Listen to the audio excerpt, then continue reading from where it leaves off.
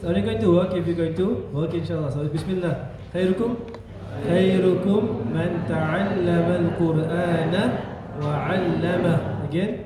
خيركم من تعلم القرآن وعلمه. Last time. خيركم من تعلم القرآن وعلمه. Second hadith. من قرأ حرفا من كتاب الله فله به حسنة والحسنة بعشر أمثالها لا أقول ألف لام ميم حرف ولكن ألف حرف ولام حرف وميم حرف. Again. من قرأ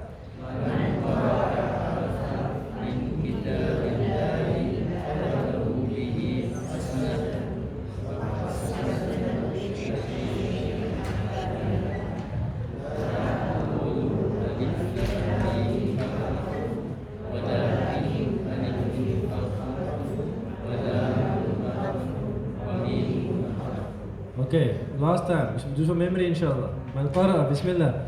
Man qara'a harfan min kitabillahi falahu bihi hasanah wal hasanatu bi'ashri amthaliha. La aqulu alif lam mim harfun walakin alifun harfun wa lamun harfun wa mimun harfun. Okay, bismillah.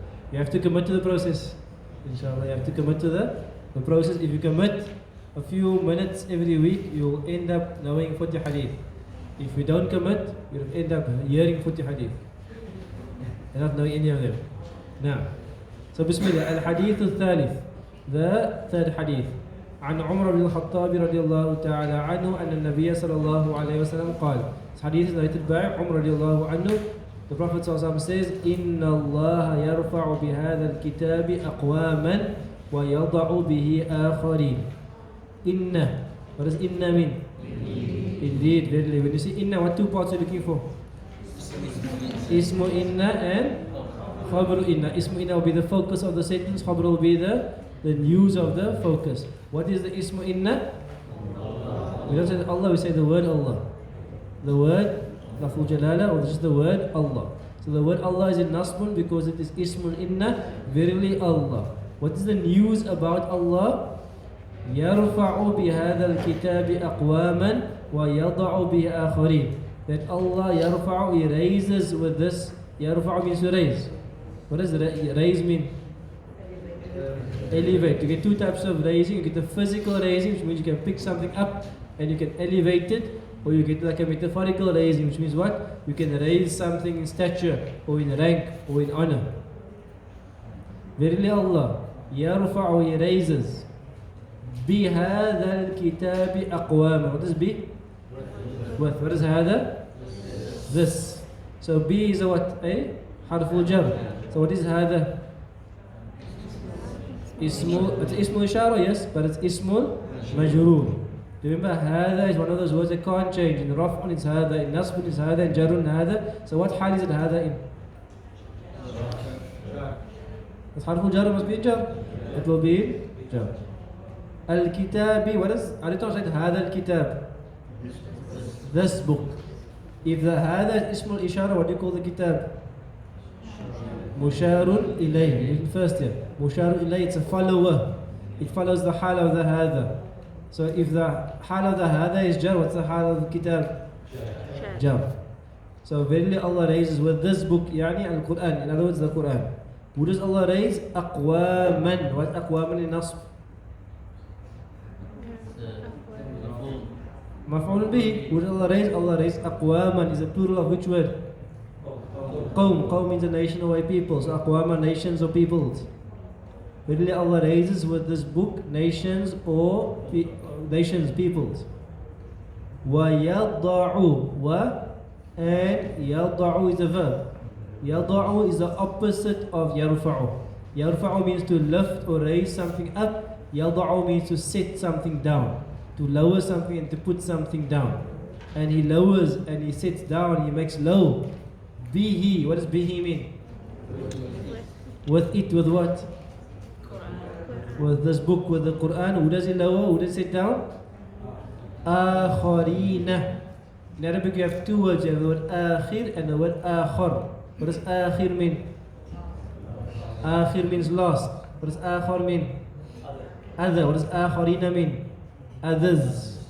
Others, other people. And Allah lowers with this book, akharina, He lowers others, other nations, other people. Rawahu Muslimun. What does that mean? A Muslim narrated. What are you Muslim? Muslim the scholar. No. Muslim no. He narrated the hadith, so we consider all the hadith in Muslim to be Sahih, Ibn Majah and Ibn Majah. There's a few things to say about this hadith. Just a few questions first of all. When I'm looking for the explanation of an ayah or explanation of Quran, what type of book do I consult? If I'm looking for explanation of the Quran, where do I look? You look in a book of tafsir. A book of tafsir. If I am looking for explanation of hadith, where do I look?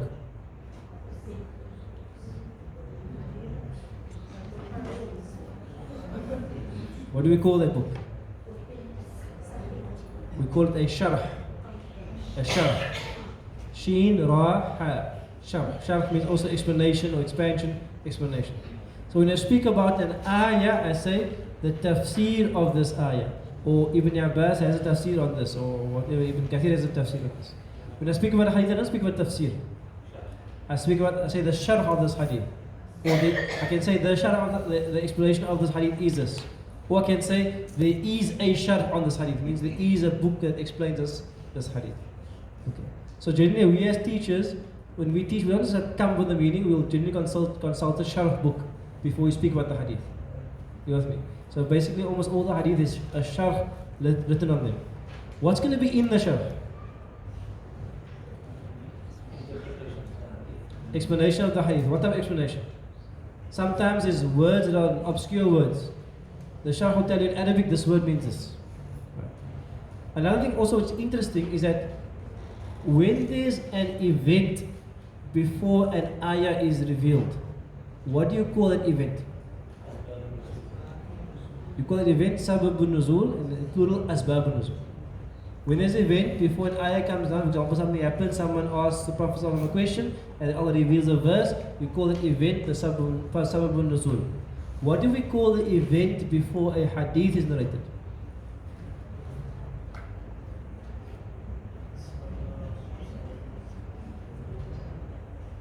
It's called sababul wurud. For example, something happened, the Prophet ﷺ said this. Sababul wurud. Did I write it for you? Because we can't use the word nuzul, because nuzul refers to revelation, something coming down. Whereas nuzul, wurud.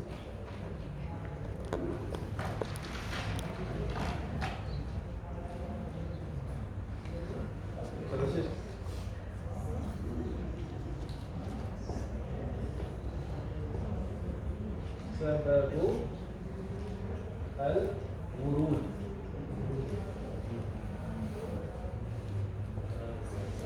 What are they used to come? Used to arrive. So sababu al-wurud means the occasion of the narration. Like something happened and the Prophet ﷺ said something. So that also you'll find in the sharh of the hadith. What was the circumstances under which this hadith is narrated?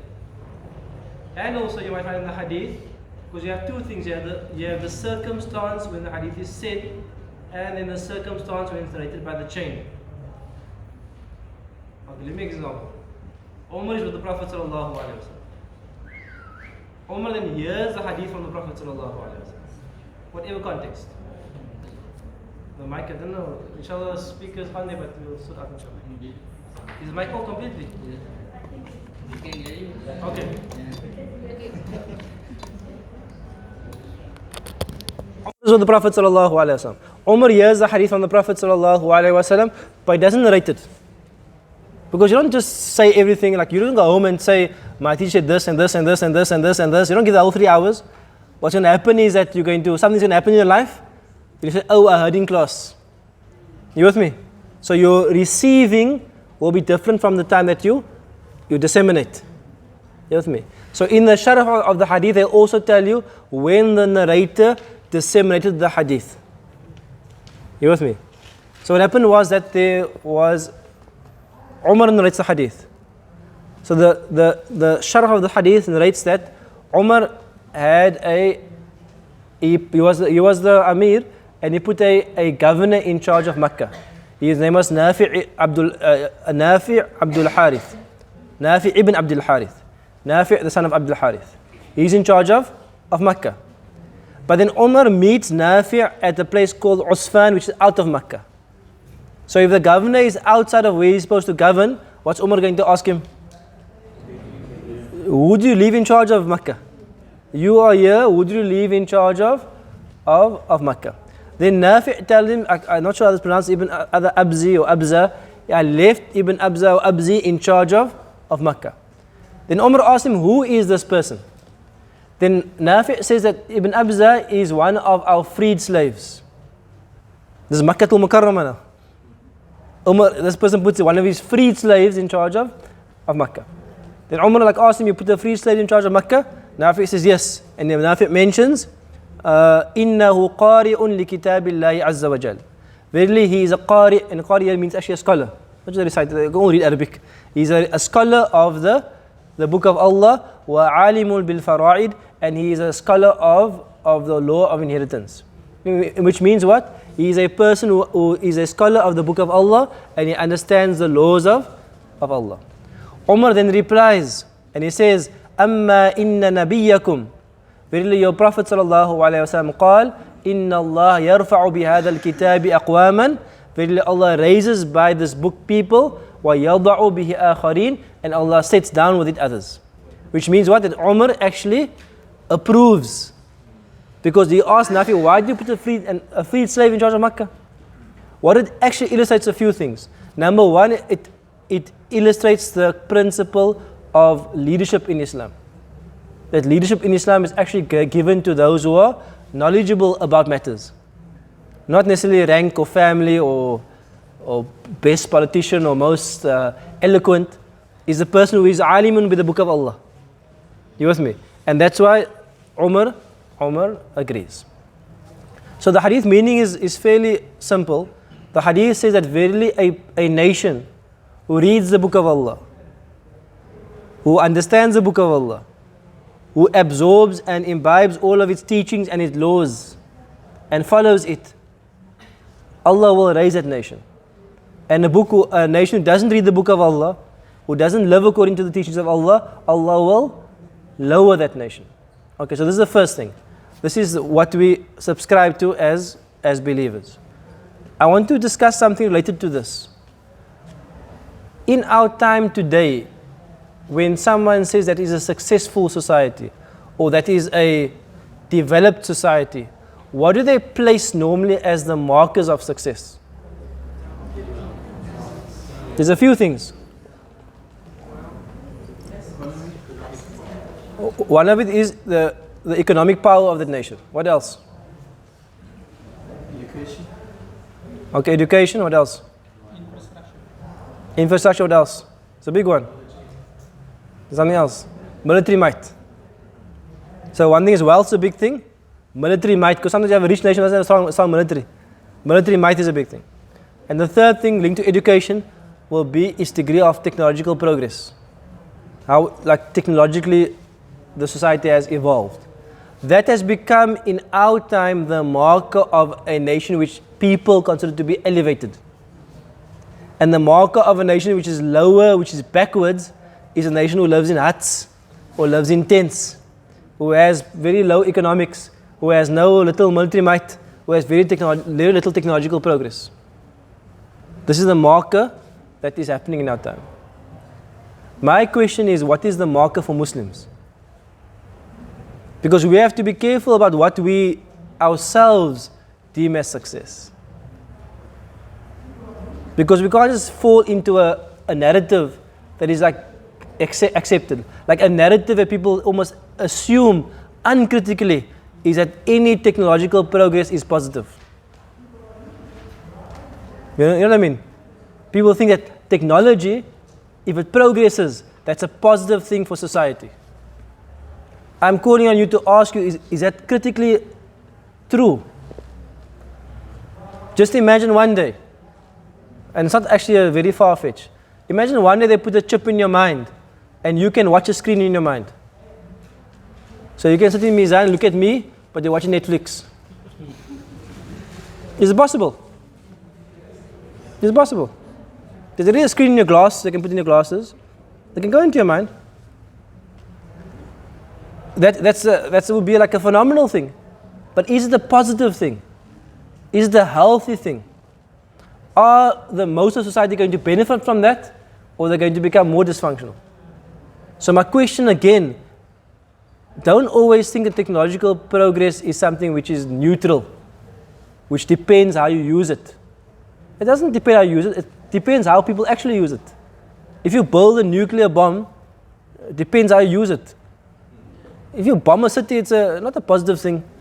In any code of ethics, how do you bomb women and children? And the only nation that bombed cities are the nation who are watching or worried about other people having nuclear bombs. Which is crazy.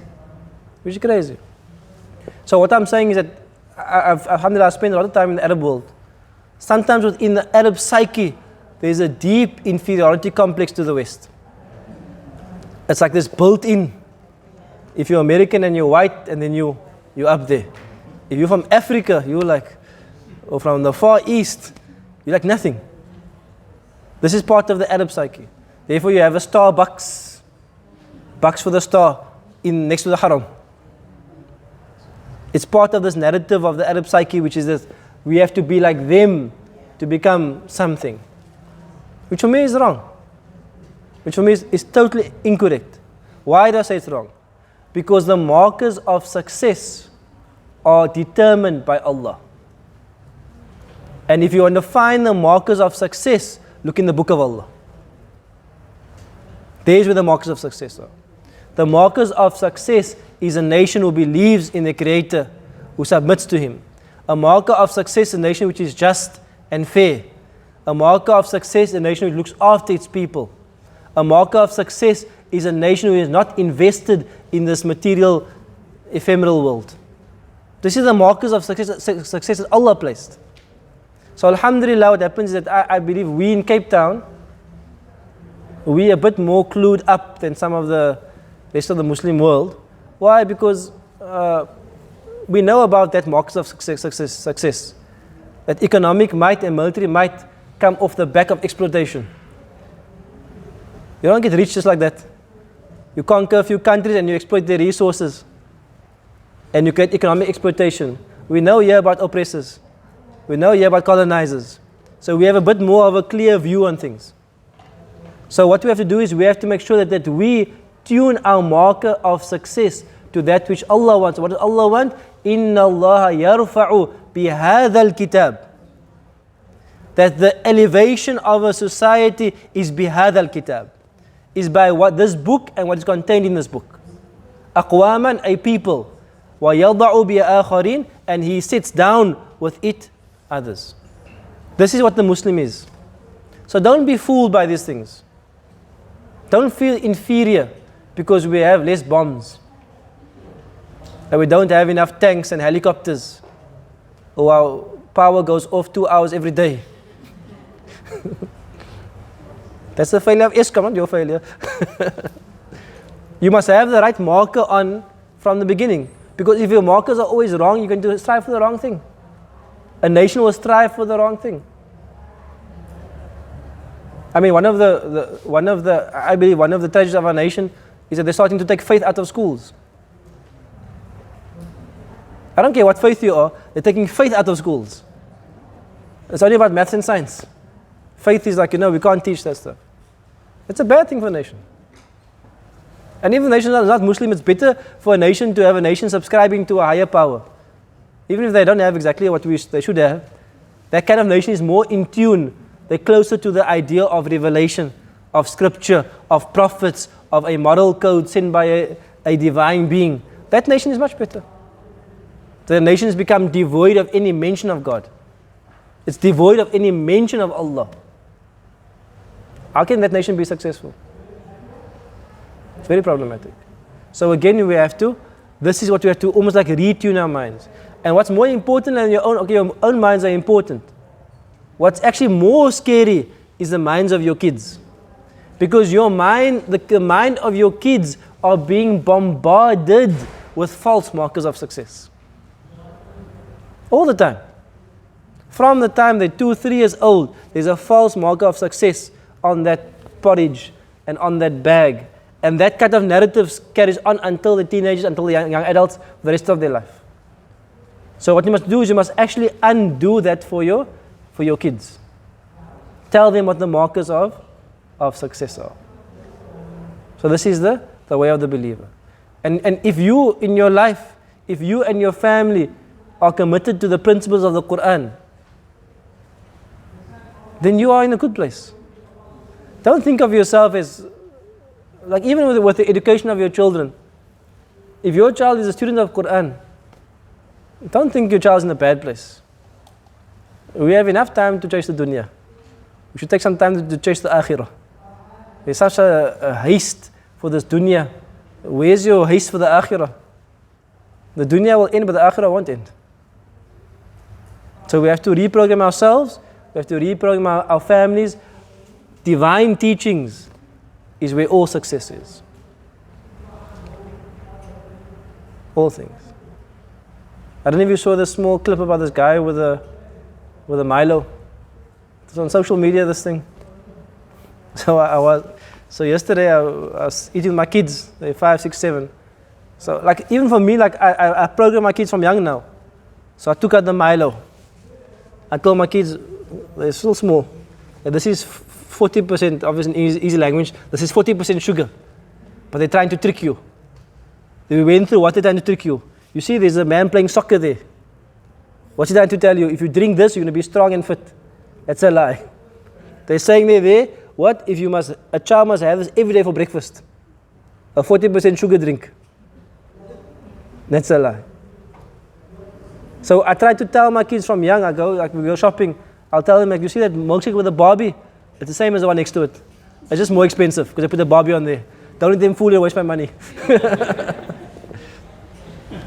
So from young, you have to undo your kids.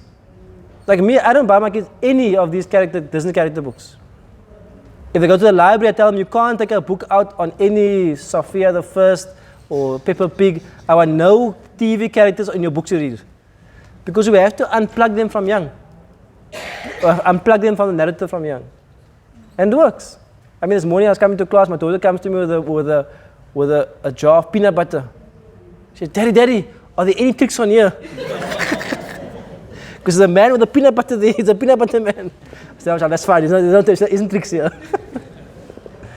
Because this is how you have to teach yourself and your children what is true and what is right. Because if you keep giving your children even this now, it may seem small, but you are teaching your children to align their heart to something which is false. A cartoon character is a mythical, made-up thing. It is there to sell a product. It's a commercial tool to sell products to your children. You'll overpay for little things made in China. That's all it is.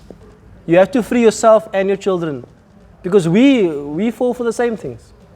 They just change the brand and they change the label and we can fall for the same thing. So, Inna Allah yarfa'u bihadha al-kitabi aqwaman. Liberate yourselves and your children that my freedom lies where Allah puts the freedom. Because He is the only truly free. And He will liberate us from the shackles of this world and oppression. Beautiful hadith. Let's read the hadith one time together, inshallah. Last time. Inna Allah yarfa'u bihadha al-kitabi aqwaman wa yada'u bihi akharin. Last thing I'll say is that sometimes when you're in the midst of this culture and society and civilization, it's hard to see how things will change, how the superpower isn't the best. But that's what the Quran gives you history. That every superpower before who came and oppressed people and wronged people and were wealthy and had military might and had influence, they all fell. They all fell. They're not remembered anymore. They're not revered anymore.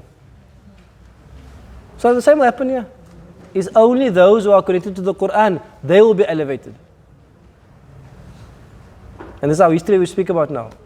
The elevation of the people who came before us. May Allah guide us all. May Allah make us a people of the Quran. Cape Town has always been a people of the Quran. May Allah make us a true people of the Quran. Ameen. Us and our family, inshallah, illuminate us. May Allah remove the veils of deception and the veils of shaitan and all this cloud cover, and give us clarity. Well, Muhammad was speaking about it now. He's speaking about it now. Muqammahun, people who can't look inwardly, people who can't access divine light. It's the same thing. They are people muqammahun. They can't see.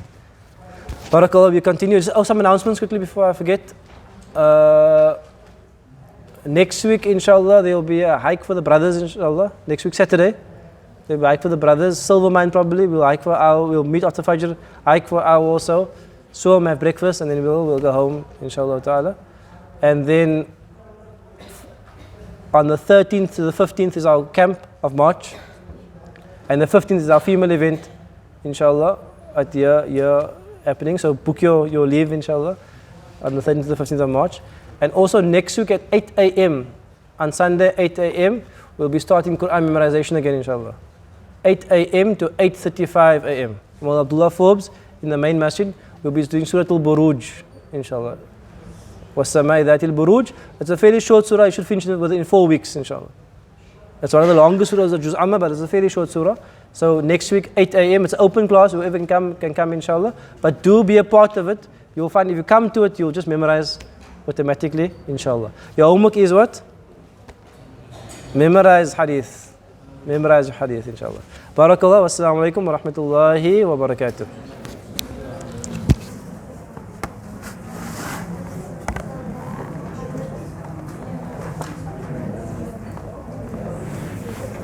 Allah.